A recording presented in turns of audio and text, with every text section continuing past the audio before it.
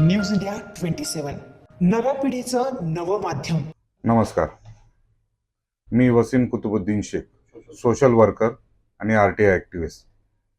आज डॉक्टर बाबासाहेब आंबेडकरांची 134वी जयंतीमध्ये महाराष्ट्रामध्ये नव्हे, भारतात नव्हे तर जगात 100 देशात मोठ्या प्रमाणाने, मोठे सन्मानाने, मोठे आदराने आणि मोठ्या आनंदाने साजरी होत आहे.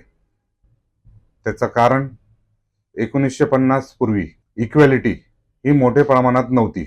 डॉक्टर बाबासाहेब आंबेडकरांनी इक्वॅलिटी, लिबर्टी भारतीय संविधानात लिहून निर्माण केली. तेव्हापासून इक्वॅलिटीचं वातावरण तयार झालं.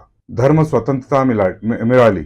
प्रत्येकाला आपल्या आपल्या धर्माचा प्रचार प्रसार करण्यासाठी स्वतंत्रता मिळाली. त्याचबरोबर भारतीय संविधानात मूलभूत अधिकार, त्या मूलभूत अधिकारात भारतात कुठेही फिरण्याचा अधिकार, भारतात कुठेही व्यवसाय करण्याचा अधिकार, भारतात संघटना तयार करण्याचा अधिकार, भाषण करण्याचा अधिकार, हे सर्व अधिकार संविधानात प्रत्येक भारतीयाला मिळाले. प्रोटेक्शन ऑफ एव्हरी इंडियन हे भारतीय संविधानात डॉक्टर बाबासाहेब आंबेडकरांनी सर्वांना दिले.